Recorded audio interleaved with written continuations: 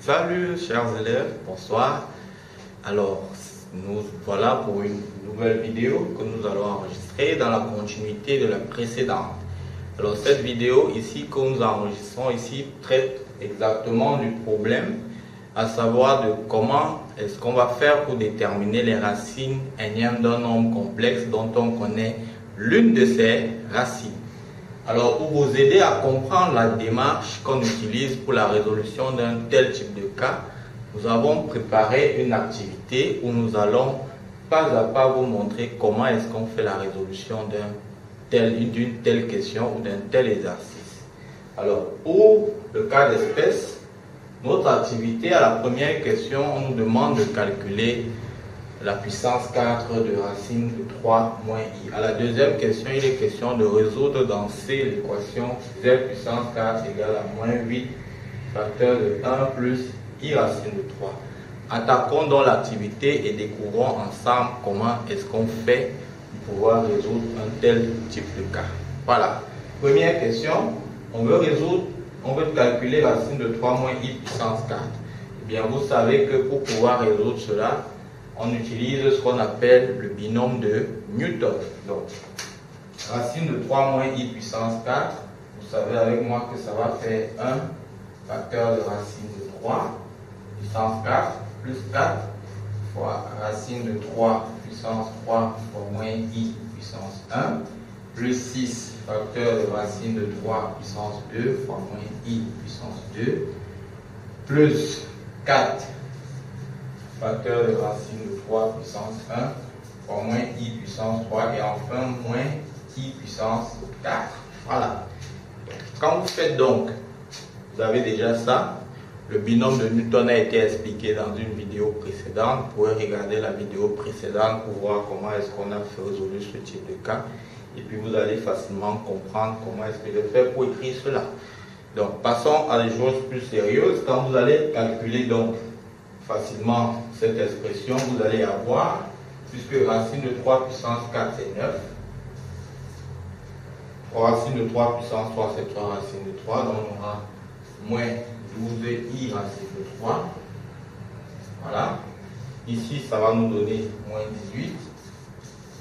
Ici, ça va nous donner plus 4i racine de 3. Et enfin, plus 1. Donc, avec un petit calcul, vous allez obtenir moins 8i racine de 3, c'est-à-dire moins 8 facteur de 1 plus i racine de 3. Alors, il se trouve que moins 8 facteur de 1 plus i racine de 3 est le second membre de notre équation, de la deuxième équation. C'est là où ça devient plus intéressant. À la deuxième équation, on nous demande de pouvoir, voilà, si peut-être vous n'avez pas bien vu, voilà, ok. Donc, à la deuxième équation, on nous demande ici de déterminer, de résoudre l'équation z puissance 4 égale à moins 8 facteur de 1 plus i racine de 3. Alors, pour déterminer cela, c'est très simple. Nous avons déjà constaté qu'au moins 8 facteur de 1 plus i racine de 3, c'est racine de 3 moins i puissance 4. C'est son résultat que nous avons déterminé là tout à l'heure. Donc, nous allons venir ici. Cela veut dire que z puissance 4 ne sera rien d'autre que racine de 3 moins i puissance 4. Donc, on va déterminer les z tels que z puissance 4 égale à racine de 3 moins i puissance 4. Alors, la première information que l'on constate ici, c'est que racine de 3 moins i puissance moins i est d'abord une solution de cette équation. Parce que si vous remplacez racine de 3 moins i puissance 4, ça va vous donner ça.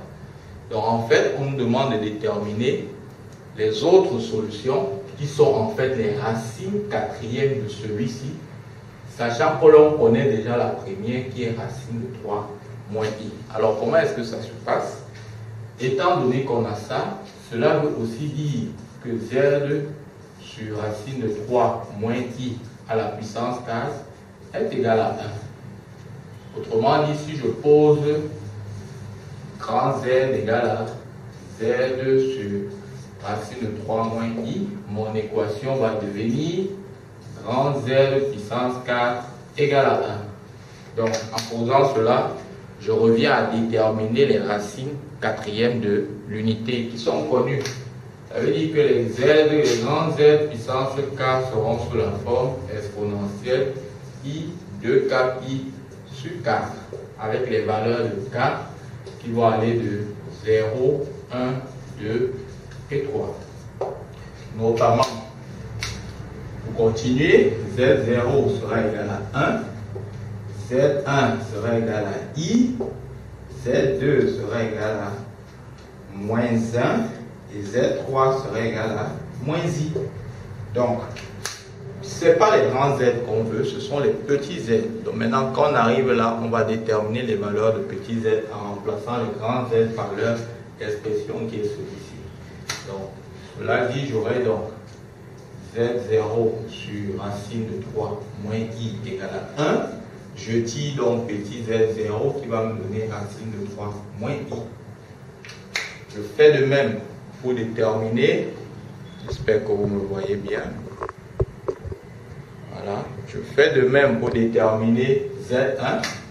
J'ai donc Z1 sur racine de 3 moins I égale à I. Je donne Z1 qui va donner I facteur de racine de 3 moins I. C'est-à-dire, ça nous fait moins 1 plus I racine de 3. En tirant de même Z2 sur racine de 3 moins I est donc égal à moins 1. Donc, Z2 sera égal à moins 1 facteur de racine de 3 moins I, c'est-à-dire à moins racine de 3 plus I. Et encore le dernier, en venant là, j'ai donc, j'espère que vous me voyez, je crois que ça peut aller, voilà. J'ai donc Z3 sur racine de 3 moins I qui va me donner moins I. En tirant, je l'appelle Z3 égale à moins I facteur de racine de 3 moins I. Donc en développant, ça nous donne moins 1 moins I racine de 3. Et donc au final, les solutions que l'on va trouver, sont donc égales à l'ensemble S. On aura racine de 3 moins I, première solution. Deuxième solution, moins 1 plus I racine de 3. Troisième solution, moins racine de 3 plus I. Et enfin, dernière solution, moins 1 moins I racine de 3. Terminé.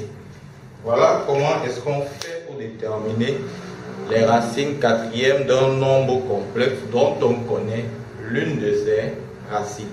Alors pour ceux qui n'ont pas bien capté le cheminement, je fais un petit rappel, je vous dis bien, si j'ai une racine de celui-ci, comme on avait racine de 3 moins I, vous avez donc Z puissance 4 égale à ça, vous faites la division, ça veut dire Z sur racine de 3 moins I puissance 4 égale à 1. En posant donc tout ceci comme un grand Z, ça nous rappelle un grand Z puissance 4 égale à 1. Et ça nous demande donc de chercher les racines quatrièmes de l'unité qui seront connues sous la forme exponentielle I 2K pi sur 4. Si c'était puissance 5, vous aurez I 2K pi sur 5. Si c'est puissance 6, vous avez I 2K pi sur 6 et ainsi de suite. Les valeurs de K vont varier de 0, 1, 2 jusqu'à 3. Si c'est 4, ça va aller, si c'est 5, ça va aller jusqu'à 4, si c'est 6, ça va aller jusqu'à 5. Et maintenant, en calculant, vous allez obtenir les différentes Z0, Z1, Z2, Z3. On a les valeurs de 1, en fait, en remplaçant pour K égale à 0, ça vous donne l'exponentielle I0 qui donne 1. Pour K égale à 1, vous aurez exponentielle I2 pi sur 4 qui est exponentielle I pi sur 2 qui va donner I.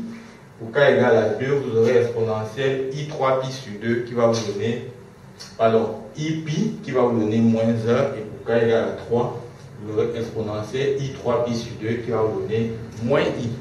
On aura déterminé ainsi les valeurs de grand Z, les racines éniennes de l'unité qui sont les grands Z. Connaissant que grand Z c'est ça, on tire dans les valeurs de petit Z et là où ça vous ressort les différentes racines quatrièmes de ce nombre-ci. Voilà. Ben, c'est tout ce que j'avais à vous présenter dans cette vidéo. J'espère qu'elle va vous aider à pouvoir résoudre ce type d'exercice que vous allez rencontrer plus tard. Eh bien, il me reste plus donc qu'à prendre congé de vous, à vous dire à bientôt. Salut les amis.